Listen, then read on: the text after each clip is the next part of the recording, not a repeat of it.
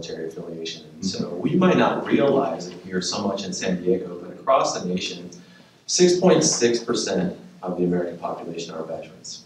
And that's actually a shrinking number. 3 months ago, it was 6.7%.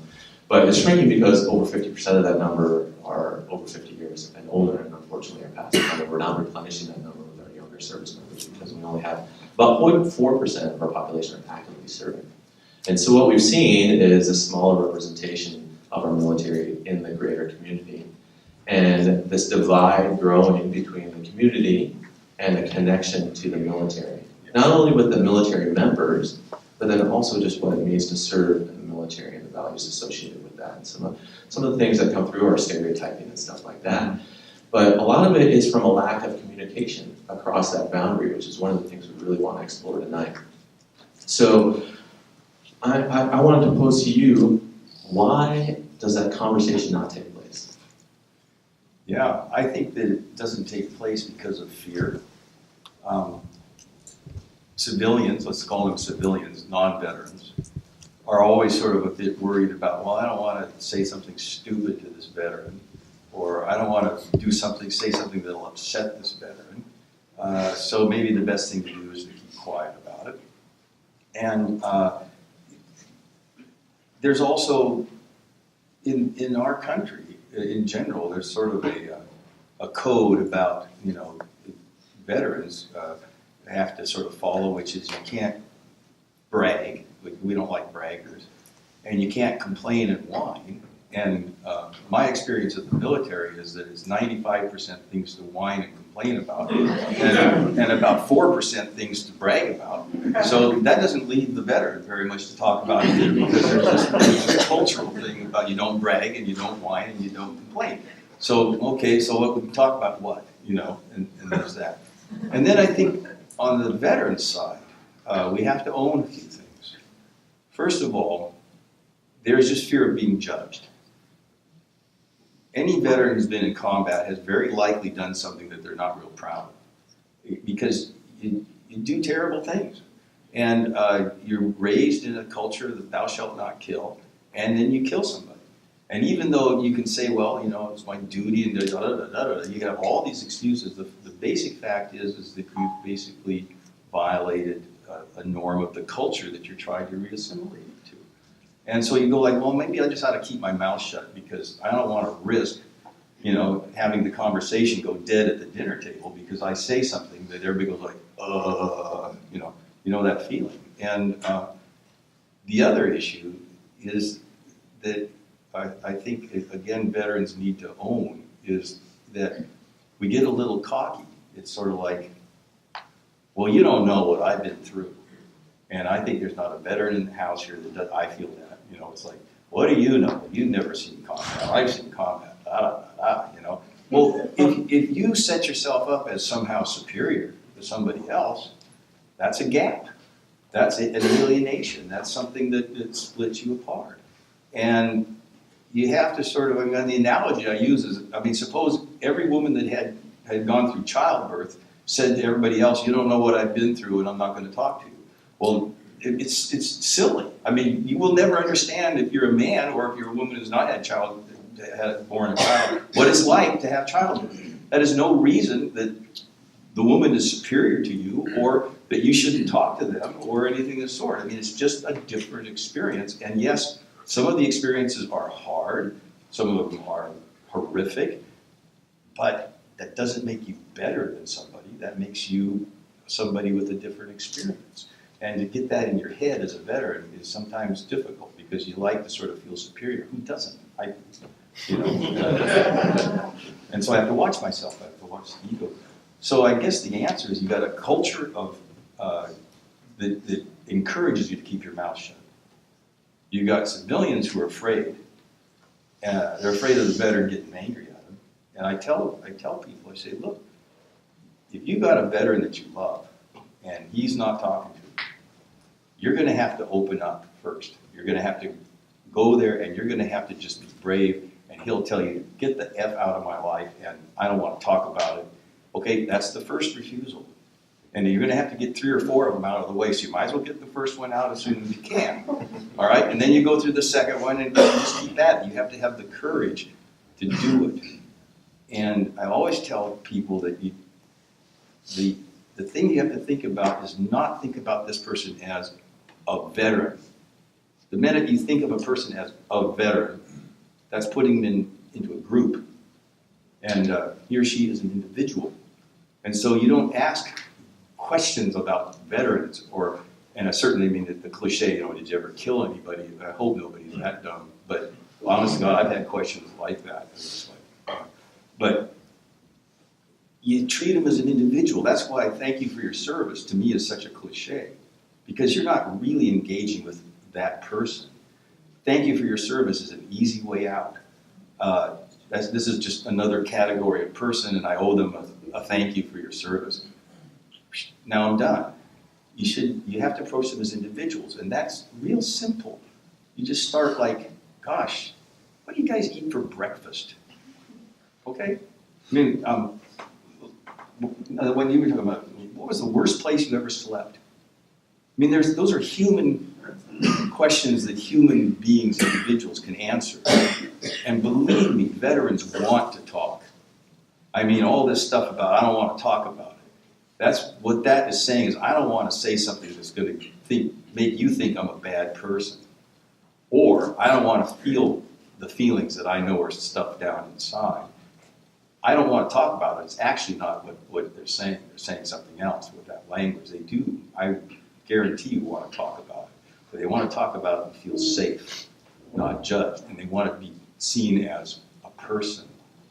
And the way you get to them is you treat them as a person first. I mean, if you're in the airport, you don't say thank you for your service and walk on by. You sit down next to the kid and you say, where were you? Were you in Afghanistan or were you in Iraq? Oh, what did you do there? You were da da da da. This is a conversation with a person. And I guarantee you'd probably have a hard time getting away from the kid. So I think that's where I come down on this. One thing that I've seen with the separation of military and non-military and this growing divide through that lack of communication is, we put them in a box. That's the military. I don't believe in war, or I don't align myself with that. And that's kind of the easy way out, because that puts that group over there, and I'm over here, instead of realizing that the military is part of our greater community.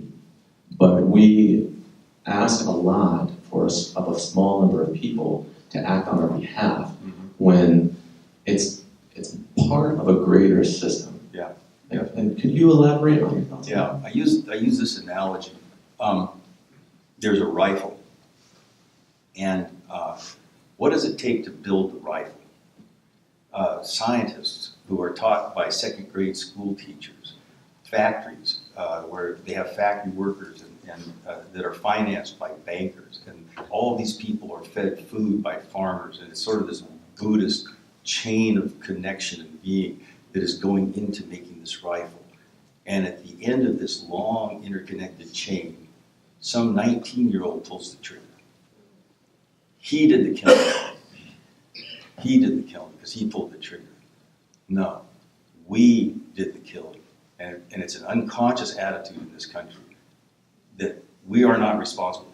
Nobody is clean. If you drive a car, you're driving gasoline whose price is determined by what's happening over in Iraq, all right? Nobody is clean. Everybody here has probably had some part of building that weapon. It's just because we're in an economic system and society where we are enormously interconnected. And the country has to start to own that he didn't go to war, we went to war. This kid's part of going to war was pulling the trigger of the rifle we built. And I think we need to start breaking down this attitude that somebody else did. Because that's the beginning of the alienation of the military from the civilians. And the other thing that I think that we've made a mistake with the all-volunteer, quote, military. I call it the all-recruited military. There's a big difference. Volunteers are the guys that when Pearl Harbor got bombed, they rushed down to the post office and said, we're going to go fight. Those are who I call volunteers.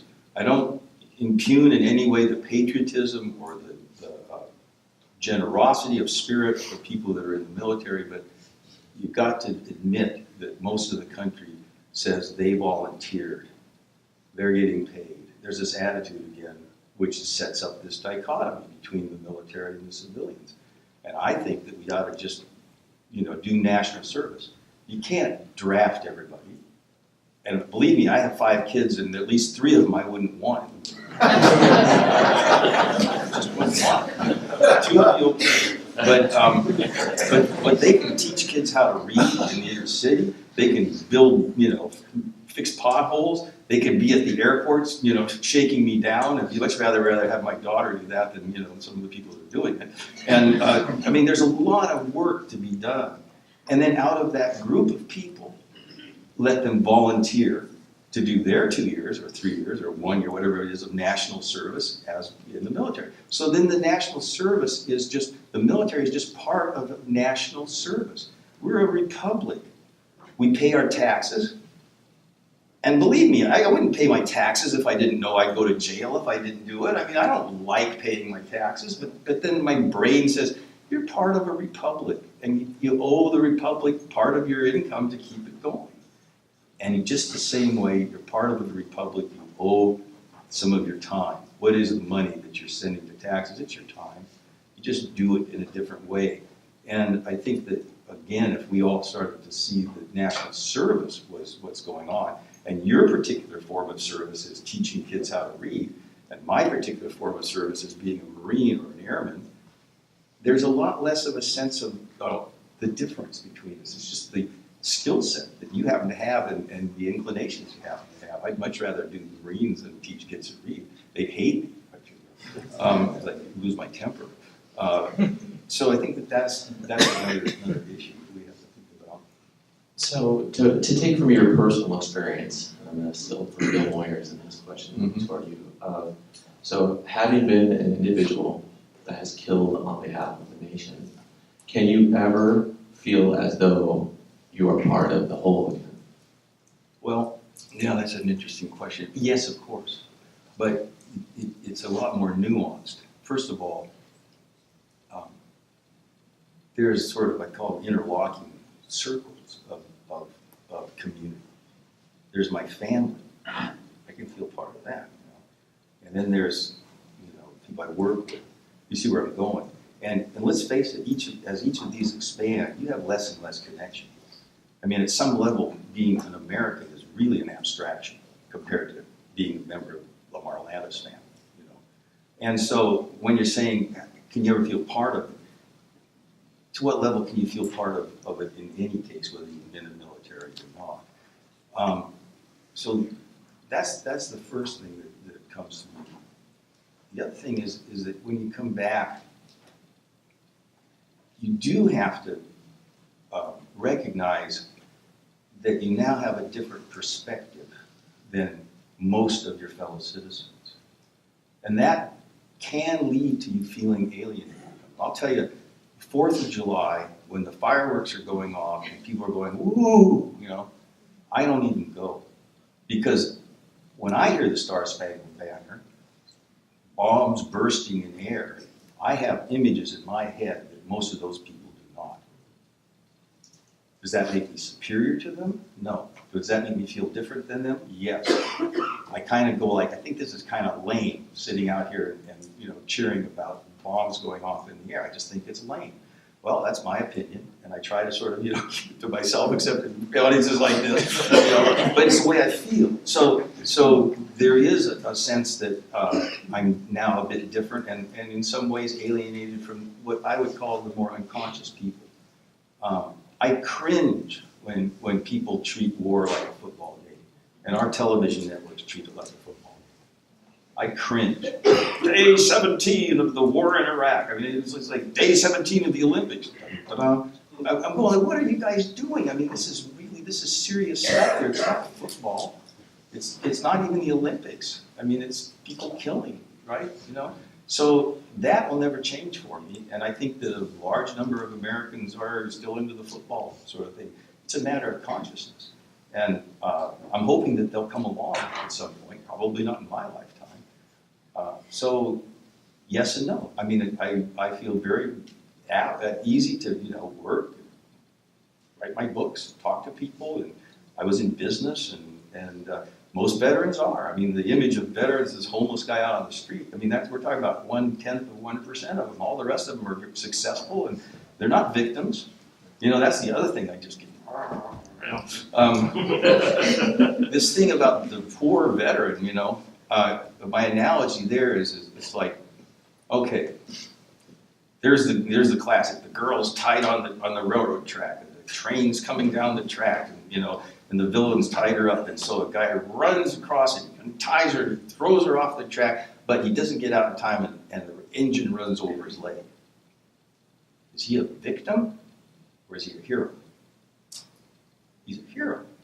And you shouldn't feel sorry for him that he was a victim. You should feel sad that he lost his leg, because that was something that nobody else wants to do. But to say that that's a victim because he lost his leg, when he chose to go take the girl out and actually did it, we have to, as a community, we have to start switching.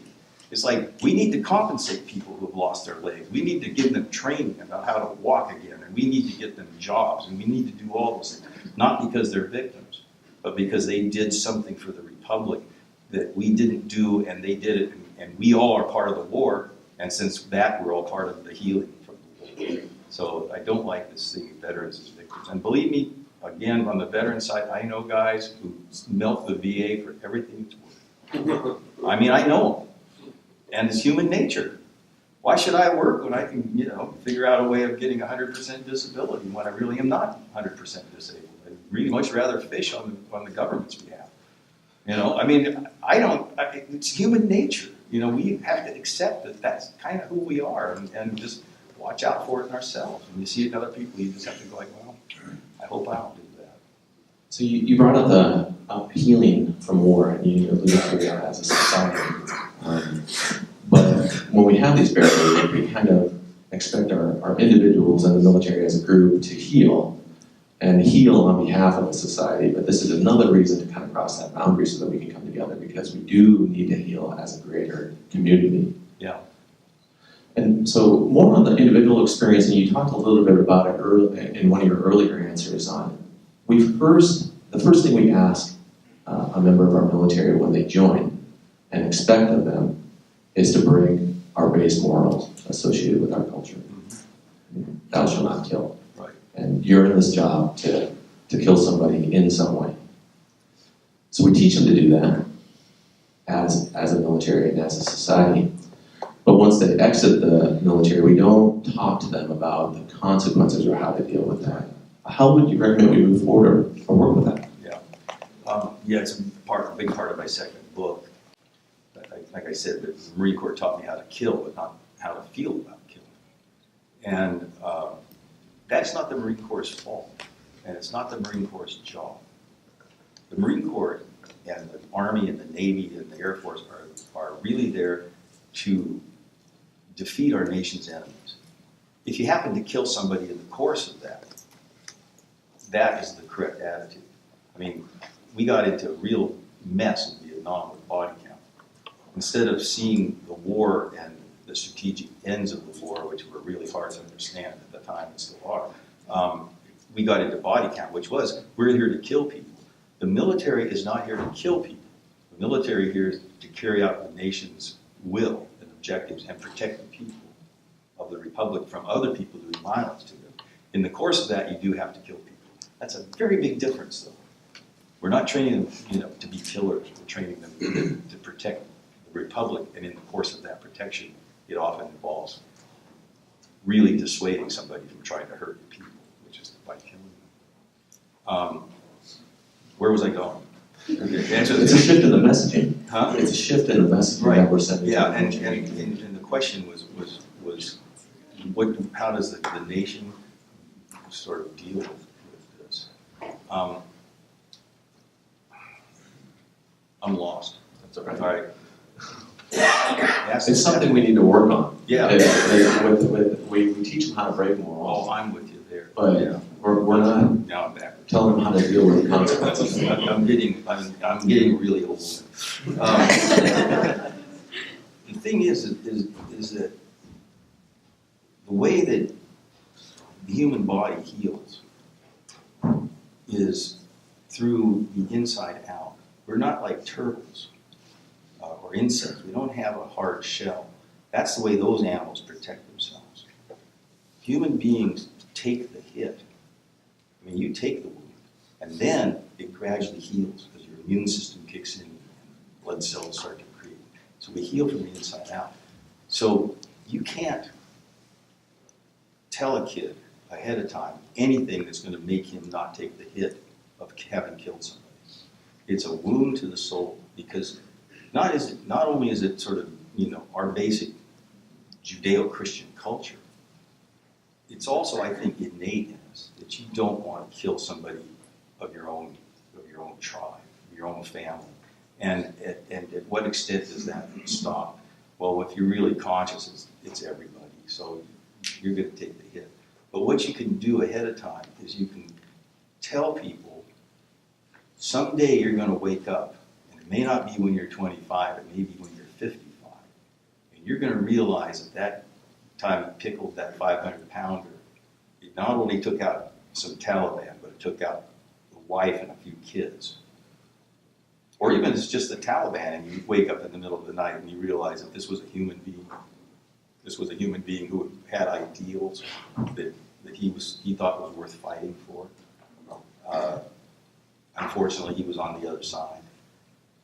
And you're going to feel bad, and you're going to feel guilt, and you're going to feel all these things. But if you start to tell somebody ahead of time what they're going to feel and how to think about that, when they're 20 years old, they're going to ignore you.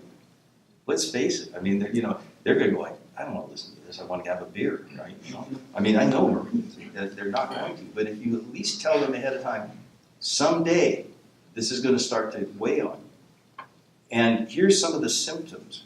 If you start to do this, if you start, screaming at your kids, or if you start to sort of withdraw and not talk to anybody anymore, if every 4th of July you go fishing in Canada, I mean, you're going to have to start thinking about what's really going on. If they're warned ahead of time to watch out for the symptoms of the effects of killing on their souls, on their psyches, they'll recognize them way faster.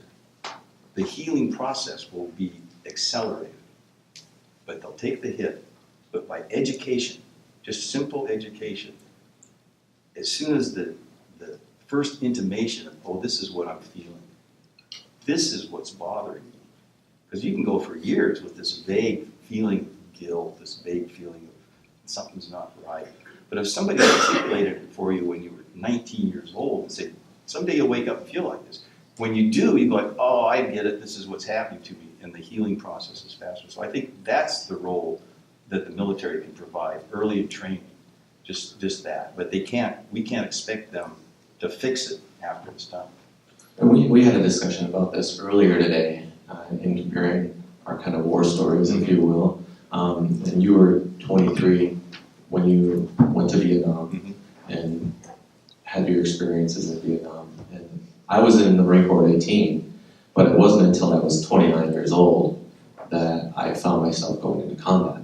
And I think there's an adult development spectrum there in the sense that I don't associate it with age, but sometimes it is associated with age. And there was a difference between 29-year-old Derek and 23-year-old Derek on how I processed that. And I actually went through a conscious loop of how am I going to deal with this? Right. And I think it is directly related to what you said as far as the ability on the backside to work with it was enhanced. Yeah. And I think that the other thing that the society needs to understand is that the best warriors are 19-year-olds.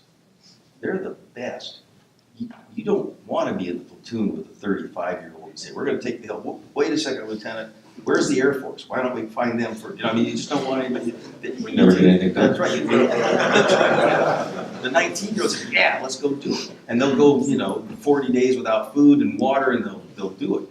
But they're the absolute not person to ever do any reflective thinking. I mean, their frontal cortex is not developed. I mean, I've raised 5 kids, and I can shout at them, it's raining outside, take your raincoats, bye Dad, you know, and they'll come in soaking wet and cold, and it's like, you know, I told you to take your raincoat, you know, they don't, their brain isn't there, they're not one step ahead, I mean, I'm sorry.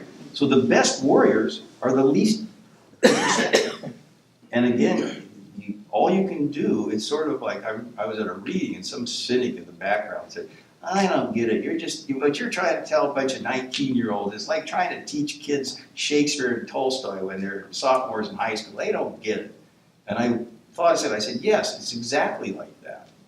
Exactly like that. When they're sophomores in high school, you give them Tolstoy and Shakespeare, and then when they're 40, they'll actually read these guys and understand them. But if you didn't tell them when they were, you know, in high school, they wouldn't even know that there was somebody they should read. It's the same thing with your 19-year-olds. They're going to ignore you, but you've got to give them the lesson, and then you hope that when they wake up at age whatever it is, they'll go, oh.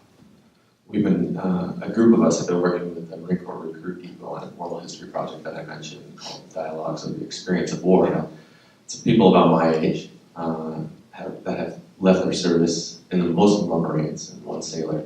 And across the room kind of realized at one point that if you have participated in combat and have participated in killing, at some point you're going to ask the question, was it worth it? And my experience is that most of the time we get there and it's like, well, no, it wasn't. Yeah. But, and I think that's along the lines, that's why we don't have people my age and your age and others fighting wars. Yeah, no, that's right. I mean, your frontal cortex presumably had developed by the time you were 29. Mine was just starting to coalesce around age 23. I was still, you know, racing cars when I shouldn't have been and that kind of stuff. But yes, I think that's absolutely right. I think it's something that we just need to take on board. So you were very honest in what it is like to go to war, and that's one of the biggest things that I appreciate about that book. And you explored kind of multiple personas that you had, especially around killing. And one of the topics that you talked about was the pleasure of killing. Can you talk about that a little bit? Yeah, I have to say that when there were several times when there was a great satisfaction in pulling the trigger. And I thought about it a lot. And what I've come down to is that there is part of us humans. I mean, okay, we are the top animal on the food chain. Undisputed top animal on the food chain. We didn't get there because we were nice. All right? We are not nice. We are really a mean, savage little primate. That's deep inside us. Civilization, which is our brains, our minds, is what keeps that in check. But it's a spider web. I mean, you just watch a mob. I mean, you see it on television. It's like suddenly there's people that are ordinary and normal, and suddenly they're snarling at each other and throwing things or shooting each other. I mean, we are on the verge always of this, what I call the mad monkey, just coming out. And that mad monkey gets a savage delight out of doing in the enemy.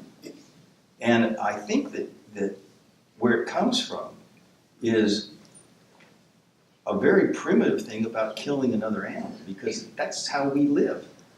You know, when we say we're the top of the food chain, what that means is that we're eating the ones that are underneath us. And nature would put in you an aggressive side that would give you pleasure in making the kill. Because it feeds your family and it feeds you. I mean, that's the way the species survives. So you hear a lot of people say, oh, we should be nice and we shouldn't dehumanize people and stuff. I think that we need to back up a little bit and say, where we start from is that we understand that we're really aggressive and mean. And now the job is how do we control those things in ourselves? And one of the ways that we have learned to do that, and I don't think anybody teaches us this, it's a psychological trick, is what I call pseudo-speciating the enemy. We don't kill human beings. We kill krauts, we kill towel heads, podgies, gooks. That's who we kill. What are we doing? We're actually saying that we're not killing people, and we're allowing that animal instinct. We're killing animals. This animal over here is trying to hurt my friends.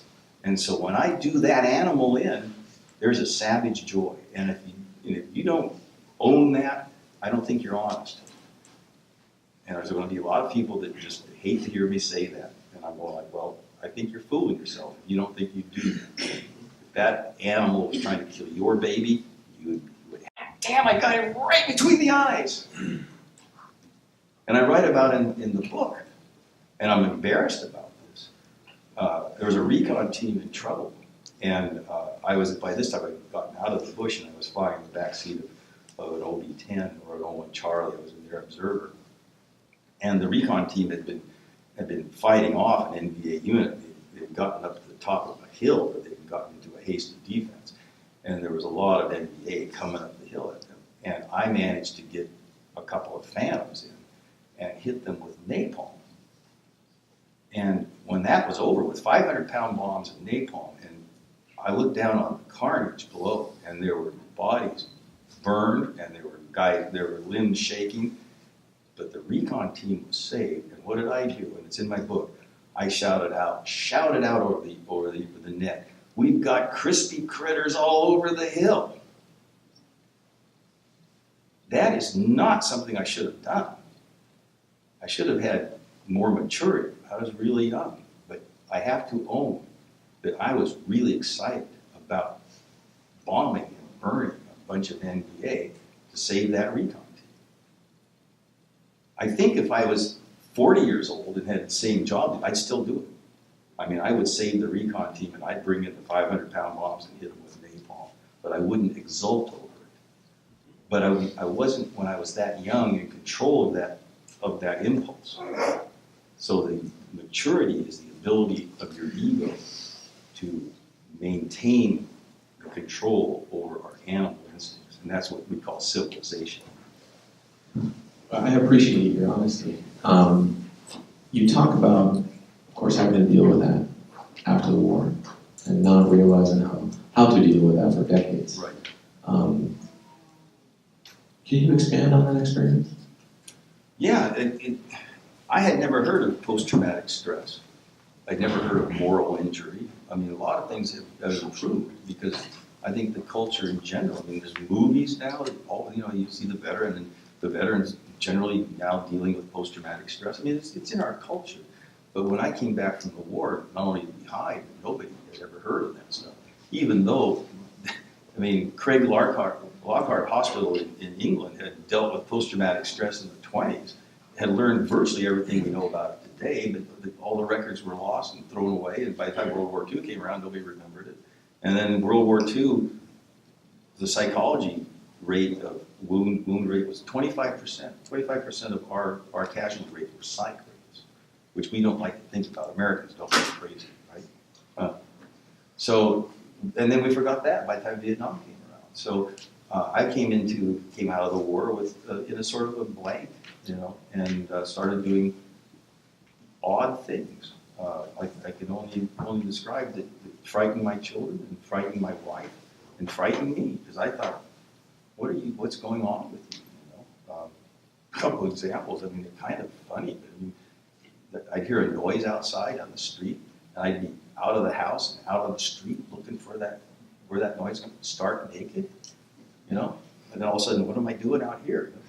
Or I told the story. I was in an intersection, and I couldn't quite figure which way to turn, and some guy blasted the horn behind me. And I came to my senses on the hood of his car trying to kick his windshield in.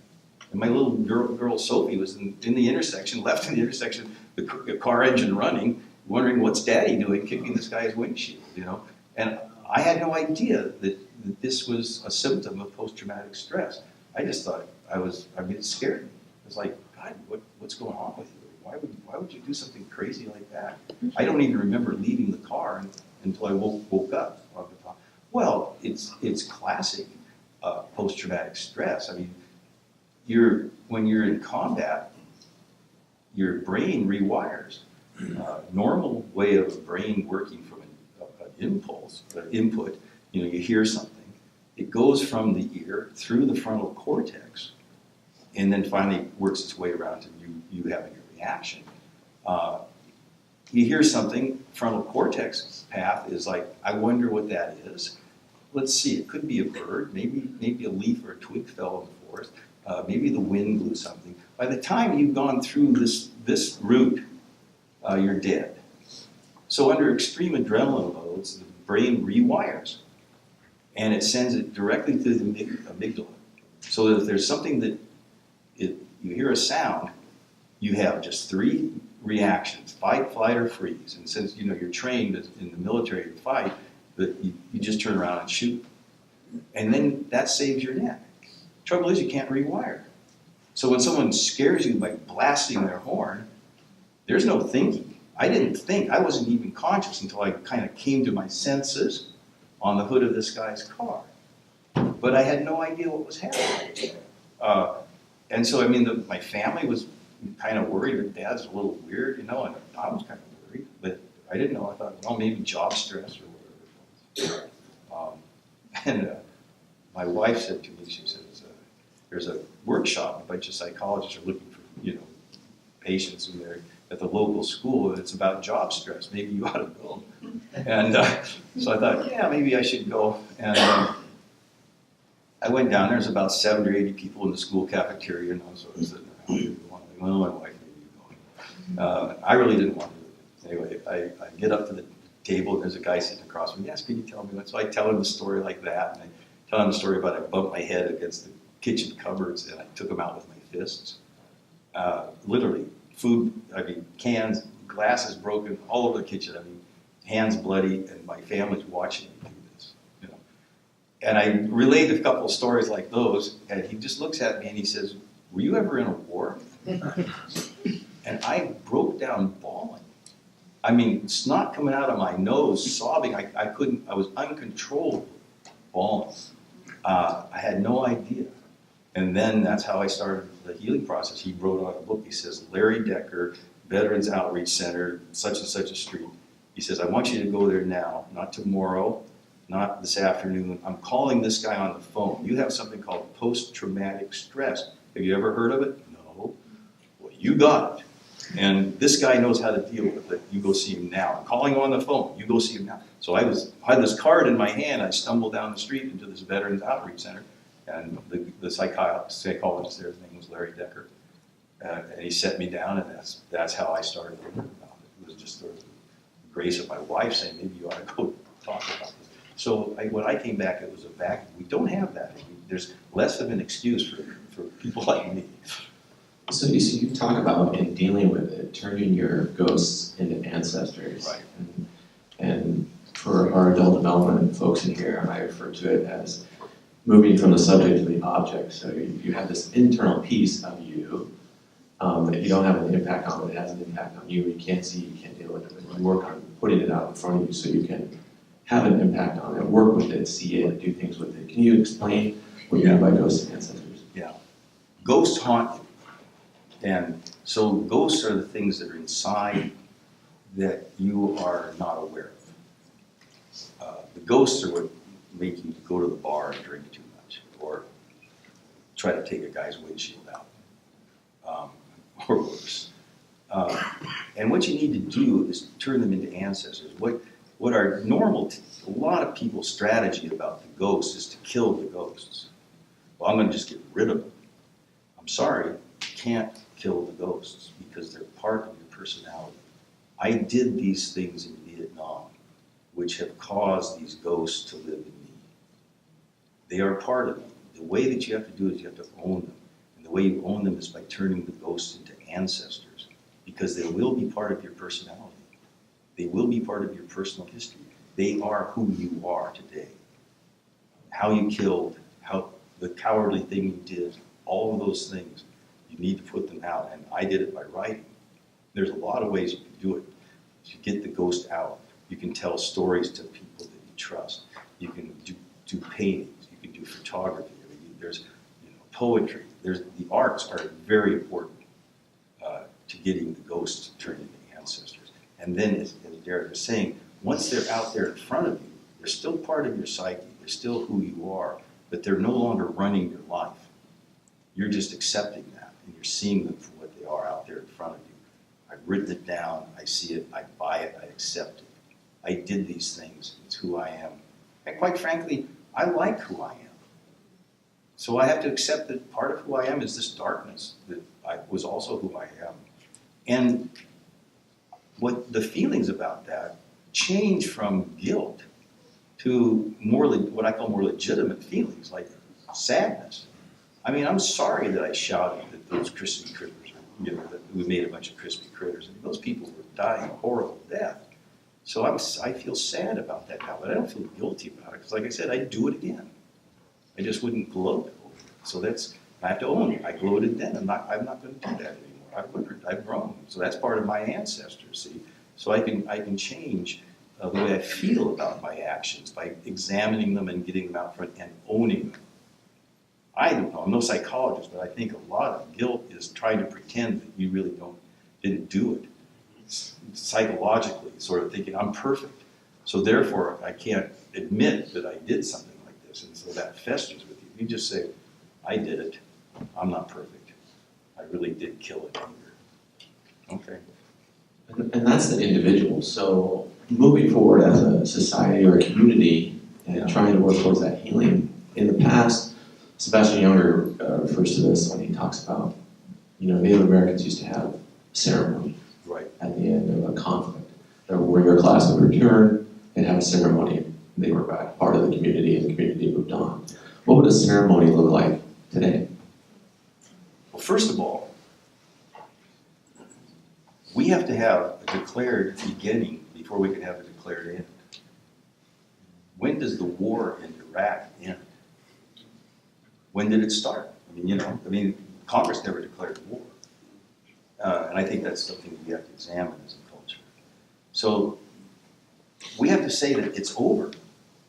What is it that's the signal to the community that it's over? That's one thing that we have a problem with right now. When are we going to win?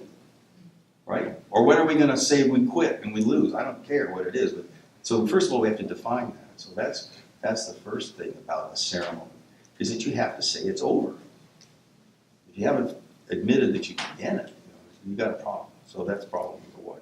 Number two is I think it's wrong to cheer at the end of a conflict. The reason that we were at war was because the adults failed. If the adults had done their job right, they would have made a deal. We would have gotten what we needed to do, or we would have compromised to get what we wanted without having the kids go in and have to clean up the mess. So why would we be celebrating what was essentially a failure of diplomacy? The feeling should be gratitude that at least these kids came home, and sadness. My view of it is that you have the church bells ringing, that it's over, and it's a long, mournful ring, and the kids are walking, instead of a parade with the batons in the air and the bugles and everything, the rifles are slung upside down, and we're walking up the street in gratitude and near silence because of the sadness of what we've just finished. And then there's a pride that we did our part, and that when that quote parade is over, you go to the family that you're coming home to, and they welcome you home, but you don't cheer.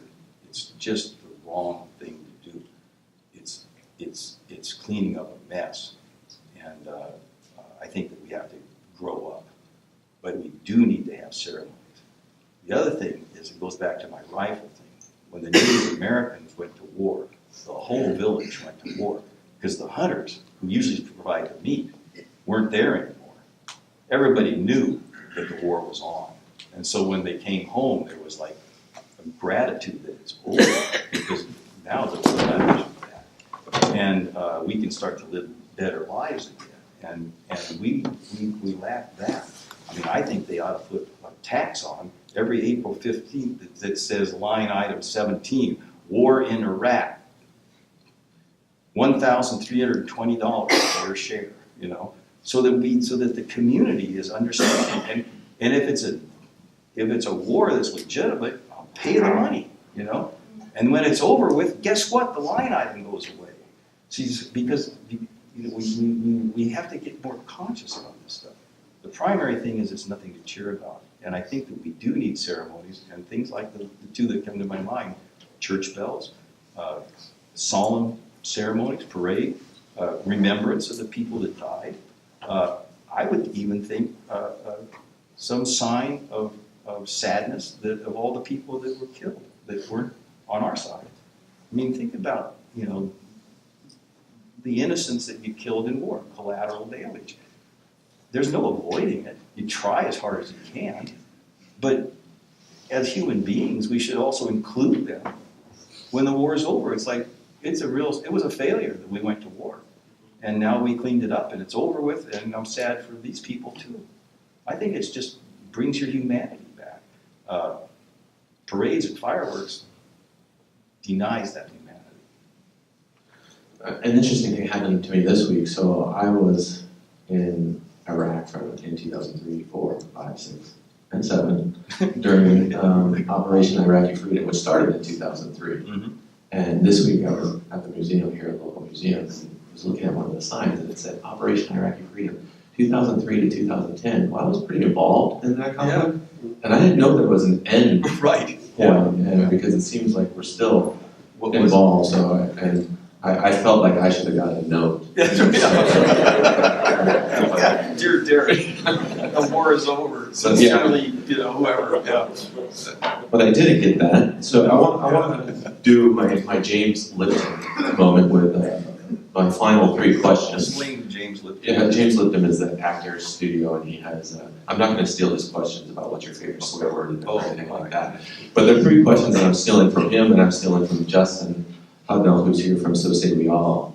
And he likes to say that when you meet somebody outside of the military, they have 3 questions that they want to know the answer to. Why did you join? What did you do? And how are you different? Now, how am I different from what? How you were prior to the military. Now, the what did you do isn't an acronym-filled response of things that I have no idea what the heck that means or anybody else. But really, what was it, in a sense, though, to an outsider? So can you elaborate on why did you join, what did you do, and how are you different? All right.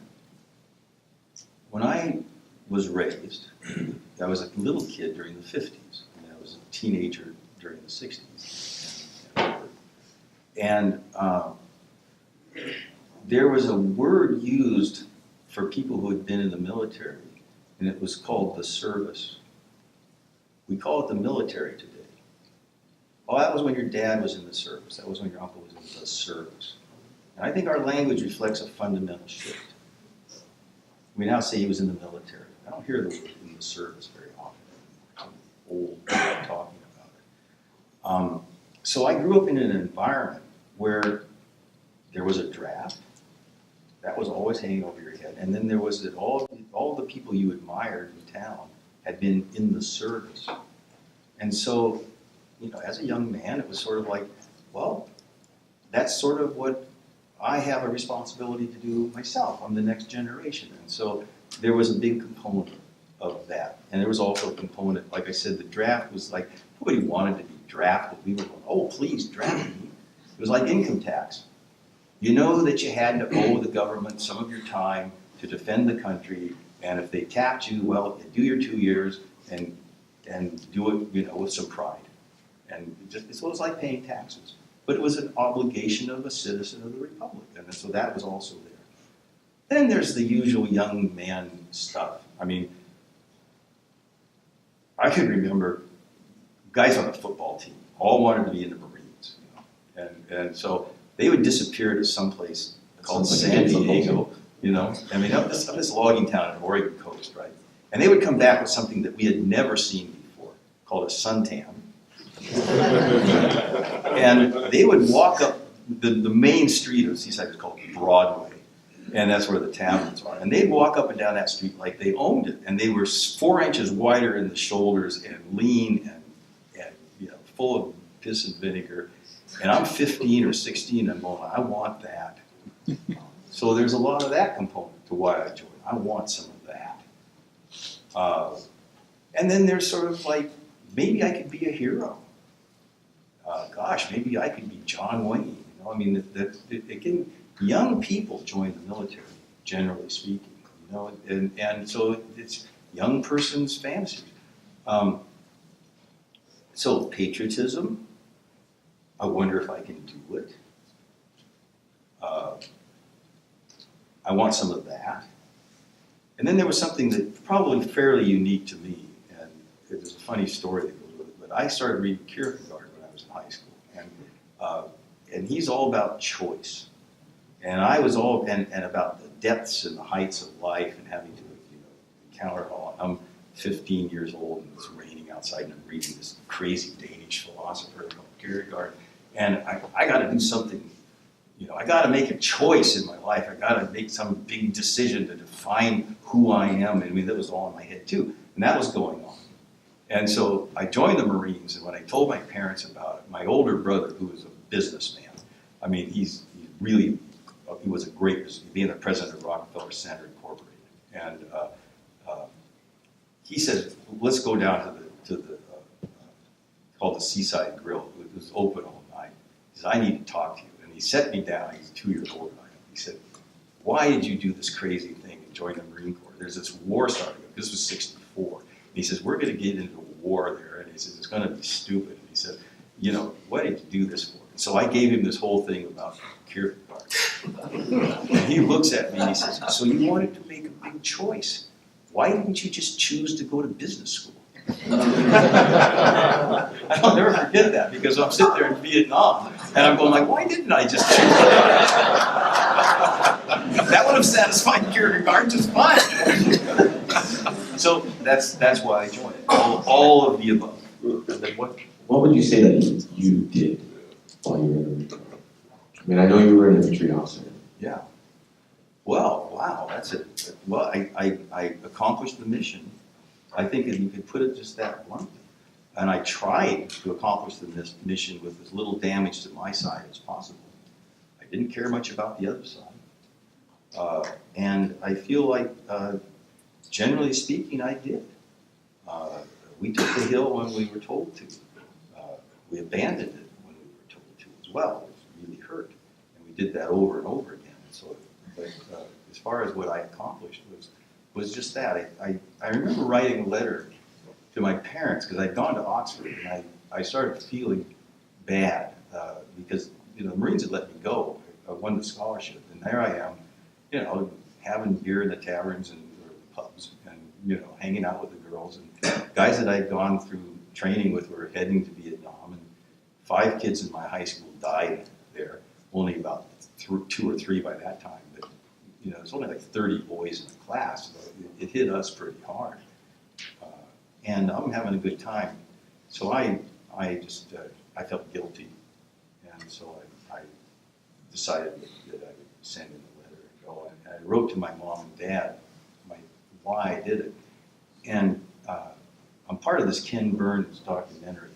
And they said, "Do you have any old letters or anything?" And I had looked at old letters for a long time. I dug up, my golly, there's a letter from me at Oxford explaining to my mom and dad why I wanted to join the Marine Corps. And I was kind of amazed to read my reasoning, and that the decision was different. I joined the Marines for the reason I told you, but now, years later, the war is not looking like World War II. It's looking a little dicey.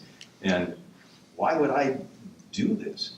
Well, one is I still wanted to know what it was like. That was a personal thing that I have to own. I wonder if I can do it. I wonder if I can go to war and do it. But the other thing, which I wrote, and I was trying to be honest, and it sounds a little grandiose, but I really meant it, is that I thought I'd be a pretty good officer. And I said that I know that if I go over there, I'll get the mission done, and I'll try and save as many lives as I can getting it done. And I honestly believe that about myself. And I look back on it, and I made mistakes. I didn't do it perfectly. I tried real hard, and I feel pretty good that I did a good job. How do you think you're different now? Well, I think one thing is I'm really far more tolerant of people in tough situations. I saw people fail under pressure, And I made a few mistakes myself under pressure, and so I sort of have become more tolerant that way. I think that a big difference for me was religion. I talked about this just this morning or something. I'm going to lose track, but we were surrounded, and we'd taken 2 assaults already. There was no way of getting resupply because it was monsoons and we couldn't even see where we were. We were up in the mountains, so there was no possibility of resupply. We redistributed all the ammunition. We were down to 7 bullets. I remember each of us had 7 bullets, and there was going to be another attack. And it was all over. I was in my fighting hole, and I looked at the dirt that I piled up in front of my fighting hole, and I grabbed some and I put it in my hand. And I almost started weeping with the beauty of it. I had never recognized how beautiful just the earth was, because I figured in about an hour or so I would not be around it when it was coming. And that made a huge change in me. And I forget it a lot, but every once in a while I remember, like if things are bad, I remember Karl, I remember the dirt, and the beauty of being alive, and the beauty of the planet, and just the mystery and the beauty of it all. And luckily, the clouds lifted, and we got in air support, and we got in choppers and reinforcements and more ammo. So I'm still here talking to you today, but I was that close. And that's what was a profound change in my whole view of life, is that just be able to hang on to that dirt, you are really fortunate. You are really alive, and you just savor it, because tomorrow you may be hit by the bus. I'm always aware of the bus might be hit. Well, thank you for answering these questions. We're going to take some time and open it to the audience. If anybody here has some questions, please. Karl, you spoke of your pending documentary with Ken Burns. Mm-hmm. Anything terribly new from talking with Ken on what you might you write something new about Vietnam as a result of your time there with Ken Burns? And let me comment that my combat was at 40 as a rifle platoon leader, and I thought it was easier. I was so much older than my Marine subordinates that it just took my mind off of me. Yeah. Well, I don't think I'm going to write anything more about the war or war in general. I've got other books that I want to write. But the Ken Burns documentary, I learned a lot of stuff that it sort of like surprised me. It's going to surprise a lot of Americans. I thought I was fighting Ho Chi Minh. Ho Chi Minh was out of power in 1965. We didn't even know it. I mean, talk about intelligence failures. I mean, it'd be the equivalent of fighting the Germans and not realizing that Hitler had gone to Stockholm. You know, there all this thing about Quezon. Well, General Giap, the genius that defeated the French at Dien Bien Phu, he's going to do it again at Quezon. And the situation was entirely different, because through very hard fighting, we held the hilltops, not the NBA. Big difference. But anyway, Giap had been exiled to Hungary. He wasn't even there. And this stuff has come out over the last 40 years because they're getting records from North Vietnam now. And they've got presidents, Kennedy talking to his brother, Johnson, Nixon, all saying things on telephone that had been taped that were the absolute opposite of what they were saying to the American people at the same time. And it's going to come out in this documentary. It's going to be like, whoa. They've got a tape of Lyndon Johnson lying to Richard Nixon. And it's classic, because Nixon had called, the peace agreement was almost in place in 1968 before the election. They needed 4 signatories: the Viet Cong, the South Vietnamese government, the North Vietnamese government, and the United States. When those 4 would sign, we would have had peace. All right? October of '68, we by that time had only lost, I don't know, maybe 20,000 people, but not 59,000. We had the North, we had the Viet Cong and the Americans ready to sign. The South hadn't signed yet. Lyndon Johnson, because he had CIA working inside the South Vietnamese government, learned that Richard Nixon called the president of South Vietnam and told him not to sign it because he would get him a better deal because he was going to win the election. Now, Johnson couldn't tell Nixon that he had spies inside the South Vietnamese government, but they've got a tape of Johnson calling Nixon on the phone, and it's classic. Here's this Texan, well, Richard, I hear, you know how rumors go around Washington. I hear you've been talking to President Chu over there about this peace agreement we're trying to put together. Oh, no, Lyndon, I would never do anything like that, you know. No, that's a complete rumor, you know. I mean, it's there on tape. It's really, and so, yeah, I learned a lot. I'm not going to write about it or talk about it, but I think that we're learning a lot about that war. That, you know, as in all things, when the secret files start to get released, we're learning more and more. And it's going to be a great documentary. I think it's 20 hours long. It's going to be as good, better than this Civil War documentary. Awesome. Thank you.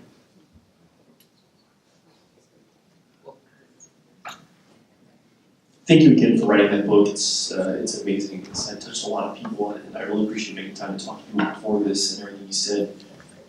I listened to everything you said tonight, and one thing I wanted, if you wouldn't mind expanding on, is I think that the arts help you turn ghosts into ancestors. I read your books, and it seems that there's some degree of journalism there. I'm not taking away from any of your creative abilities, but when you say the arts help turn ghosts into ancestors, could you expand on that a little bit, please? Well, what I meant by that is that the arts, in general, are what you think about as bringing something inside and making it manifest outside. I mean, what is the creation? I mean, there's nothing. There's a blank sheet of paper, right? Where does it come from? It doesn't come out of the air. It comes from here, and it goes out.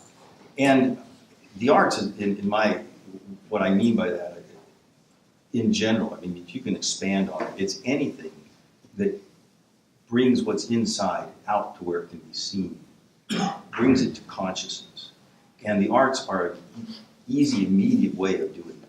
But there's probably dozens of other ways of doing it. Like I said, just sitting around the campfire talking to a couple of old veterans might be the way you do it. Journaling might be the way you do it. I mean, that's the sort of just writing for yourself. One of the things you have to watch with journaling is that there's two things I was talking about with a guy. First of all, if it's a really nice notebook, you tend to think, well, I don't want to put anything in here. Because you don't want to ruin your notebook. Get really crappy paper, 3-ring, just get spiral binders, 19 cents, Fred Meyer's, and write in that because you want to just write stuff that with flow. You don't do any self-editing, and it'll be 80% crap, but that's fine because that's exciting to get it out, But so that's the first thing, and the other thing about journaling is that if you still keep it to yourself, there's something about sharing it with the community that's important, because the stuff that you're keeping inside is what you're keeping secret from other people. So if you just are doing the journaling and then you decide, well, I'm not going to share any of this. You burn it up or you just hold it in. You've made a step, and it's a big, important step, but I think that there's something about the healing that you need other people. Because what healing means is coming back into the community as a wholesome, working part of the community. And so one of the things that you have to watch in journaling is still not opening up to others. Whereas art, like this book I wrote, it's all over the country, and I have to own whatever is in there, so it's a different thing.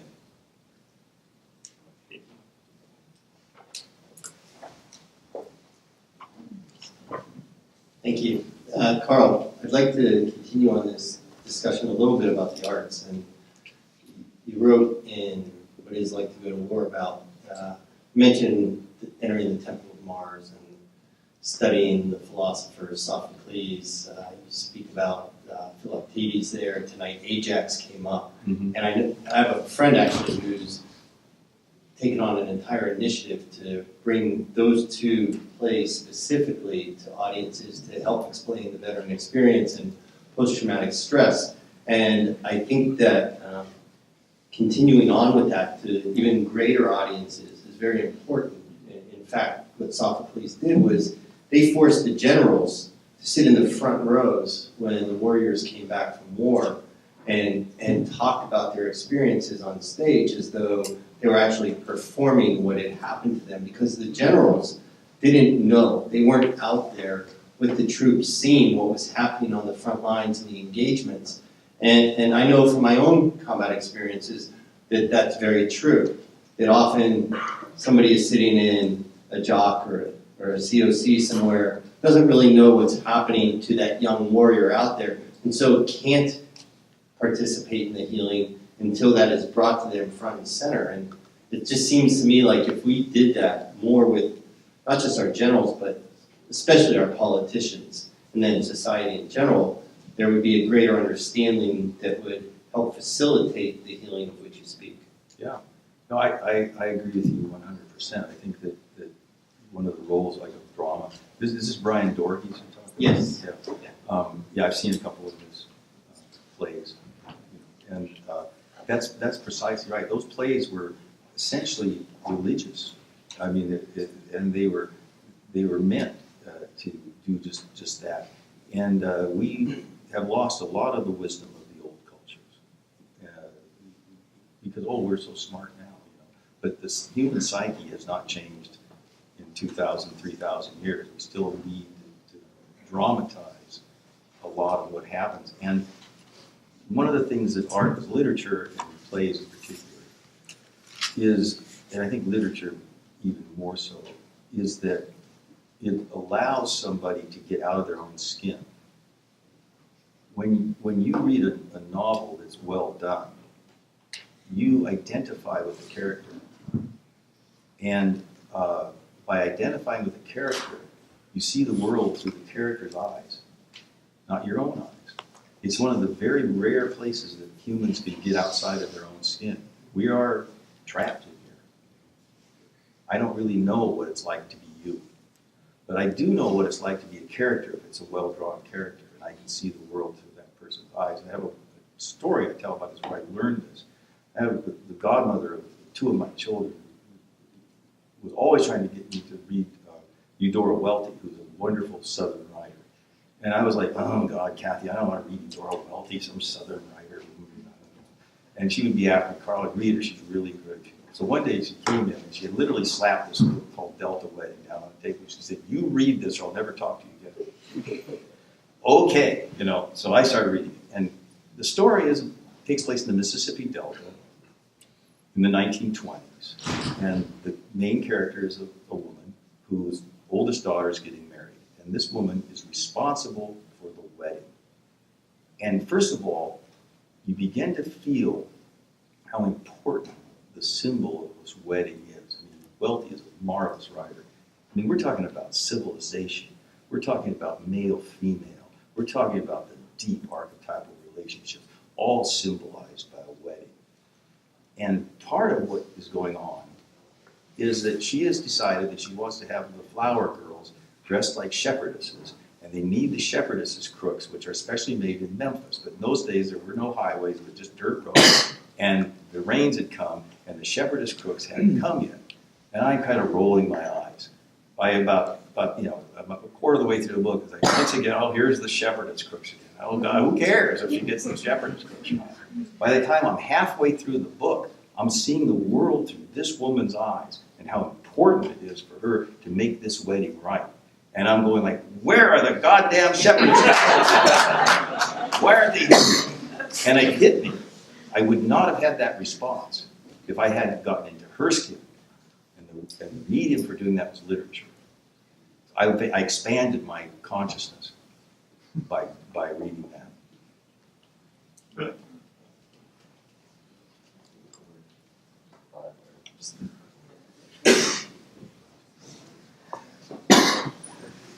Thank you again for coming out, Carl. Derek, thank you for you with the Ken Burns documentary. There are more and more revelations about some of the secrets and some of the lies and some of the mistruths or half-truths or whatever the case about the Vietnam conflict. And the question of was it worth it? Not so much was it worth the actions, but was the total involvement worth it? Today, with Iraq and Afghanistan, we're seeing a lot of parallels. We're seeing a lot of similarities. We're seeing American troops and Iraqi troops, or whatever the case may be, going into places that Americans fought for and shed blood.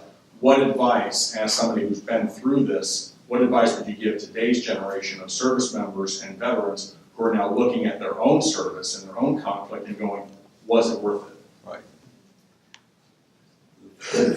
The thing that I have learned is that you cannot look at your war experience from the viewpoint of, was it worth it in terms of national goals? Because quite frankly, very few of them are worth it if you look at it that way. Vietnam certainly wasn't. I don't think that Iraq was, and I think the way we did Afghanistan after we chased the Taliban into Pakistan, we should have just left, because it isn't. They're in the 13th century, they're staying there. But what you have to do is look at your experience as, what did it do for my spiritual development, my soul? That is where you make it worth it. You make meaning, you don't find it. That's my opinion. And so the experience of the war is, if you try very hard, and I have a lot of friends from the Vietnam War who will argue with me vociferously that it was the right decision. We stopped communism in Southeast Asia. They have all these arguments, and what they're trying to do is make it worth it. Now, I don't buy it. But what I think that the focus is, and the one that is sound and true, is, what was it worth it for me? And it will be worth it for all of us if we make it so. What do you bring back from that horrific experience? How does that help you grow to be a bigger human being? And looking at it as a sort of, I don't know, what do they call it when you temper a sword? You know, that kind of an experience is a soul tempering experience. And then that makes it worth it. But I would find it very hard to justify most of the recent wars on objective national security grounds.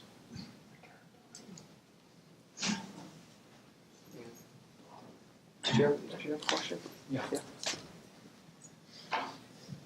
Hello, Carl. Hello. I too was a platoon leader with Marines in Vietnam, and you wrote the book Matterhorn based on fiction. My question is, how much of that is fiction and how much of it is fact? Well, you know, everything that happens in that book actually happened. I saw 95% of it. The rest of it I heard from a very close friend. I mean, we did lose a guy to a tiger, and my company went out and found what was left. We did have a guy with the dreaded leech in the penis, you know, I mean, that happened. So all of those things actually happened, they were true. In terms of the actual battle, I combined two hills, 1306, which is right on the Laotian and DMZ border, and then a hill called 484, which is on Mudder's Ridge. And I sort of amalgamated them together and had the battle, and called that Matterhorn, and had the battle for Matterhorn. But the action in those things is because I'd been there. I'd done the firefights, and so when I wrote about the firefight, I called on my memory of firefights, and I called on my memory of assaults against a fortified position to describe the battle for Matterhorn. It was really the battle for Hill 484 and a little bit of the battle for Hill 1306. So all of that was true.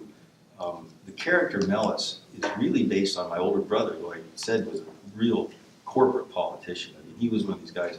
I mean, I ran a corporation in Singapore, and I wasn't as good at it as he was, and I didn't make as much money as he did. And I'd call him on the phone, I go, you know, I got this problem over here. And there'd be a pause, and he'd say, well, isn't the problem that your secretary doesn't like the other guy's secretary? Yeah, that's the problem. I mean, he was a genius for that kind of people thing. Well, doesn't your vice president of marketing, isn't he jealous of the finance guy because he got this and he did? Oh yeah, you know. And so that was so he's Mellis. Mellis has this. He is a politician, and I'm not. So his character is based on my brother and another guy who I became very close to. He was a kingmaker in Oregon. He was never in politics himself, but no one would run for office without talking to Bill Robertson. He ran the local utility, Pacific Power, and was just involved in everything, and one of these wise people. And so if someone said, well, I think I'm going to do this, or I'm going to do that, better talk to Bill. Better talk to Bill. And Bill would go like, well, okay, but if you do it this way, maybe you should, you know. And so knowing these two guys, I sort of threw those into Mellis. And so the things that Mellis saw were the things that I saw, but the character of Mellis is different than me. I'm not a politician. I was not real good at business either. I did okay, but you know, not as well as my brother. Let's take one more question so we can leave some time for book signing. Come on. Two quick ones? You've got the difficult decision. That's right. Two quick All ones? right, two, we compromise. Just don't change who you pick. Well, you mentioned the Civil War, actually, and I was thinking a lot about Lincoln's second and last inaugural address, where he talks up at the end about binding up the nation's wounds to care for him who shall have borne the battle. And one thing I just want to announce to people here is that on Tuesday, May 2nd, we're going to have a talk in this room at 7 p.m. called The Battle for Veterans Healthcare by Suzanne Gordon, which the Veterans Center is sponsoring, and also the College and Humanities Center. But I wanted to ask you what you thought is the meaning of that kind of notion of Lincoln, and also for those battles that people did fight that we think were worthwhile, what is the obligation in a battle like the Civil War to make good on the promises that were made in that war? You know, somebody talked about making sure that freedom was a blessing for the freed, you know. So I wanted to know, you know, there's a lot of talk today about what the meaning of America is in the battle over that. Yeah. I was wondering if you could just reflect on that. Thank you. Well, for starters, I mean, I think that we were incredibly fortunate that we had Lincoln. You know, I mean, the guy, you look at his face. I mean, this guy saw a lot. Hard to hear you. Did this go off? Can you hear this? Okay. I was just saying we're very fortunate that we had Lincoln who felt as he did. I mean, he had that attitude when the war was won. He wasn't having victory parades. He was thinking we need to bind the nation's wounds. The other thing is I'm not a pacifist. I think there are times when you have to fight. And, you know, fighting to end slavery was something that was good. That was something that we should remember and honor. And fighting to beat fascism was good. And that's something that we should remember. And we should remember that because we don't ever want to fall into it ourselves. A lot of guys died fighting fascism. So let's make sure we don't do it. And when we watch people doing things that are, you know, against American values, if you remember what people paid for that, I think that you're going to be more careful about it. You know, I mean, I worry about, like, you know, internet, you know, privacy issues and things like that. People died so that I could be free and not have someone, you know, telling me what to do. And I think we forget that at our peril. So I think that we have an obligation for those people that did sacrifice for ideals. And that's where I think we should place our ideas about why and when we go to war. We should go to war. Here's it in a nutshell. It's my view. If there's any threat to government of the people, by the people, and for the people, if that is threatened, that's worth fighting for. Period. Price of oil is not worth fighting for. Whether there's, you know, balance of power in this Middle Eastern country versus that, it's not worth fighting for it. I boil it down to government of the people, by the people, and for the people. If someone's going to try and take that away from me, then we go to war. And we have to remember that's what it's about. We lose sight too easily. Hey, Mr. Marlantes, just wanted to ask your thoughts as someone who's had a handful of years post their time in combat. What you would share in conversation with someone who served in combat and the trauma of their service impacted them so heavily that they struck the position that they feel that time is something that can never heal, them of what they've experienced. Yeah. Well, I think that they're wrong. And I would try to persuade them otherwise. Because the very attitude that no time will heal this is stopping them from healing. I mean, it's a self-inflicted wound right there. And I think that but to get somebody to accept that who doesn't want to, and you don't know the reasons why, I think you just have to keep hammering at them. And you don't give up. I mean, they're going to say, I'm never going to heal from this. Well, I think you're wrong, and let's talk about it. So let me talk about this. I don't want to do that. Well, I do. Am I your friend or not? Or am I married to you or not? We need to do this. And you just keep at it. Because I think that what you just described is a self-inflicted wound. The very attitude is going to stop the healing. You got to break it. And they're not going to do it themselves unless it's sort of like Alcoholics Anonymous. They finally get down to the point where, it's so bad. They're so isolated and so lonely and so miserable that they'll do it. But I would tend to hope for the other way. You keep holding out the hand until they finally grab it. Well, thank you very much for joining us.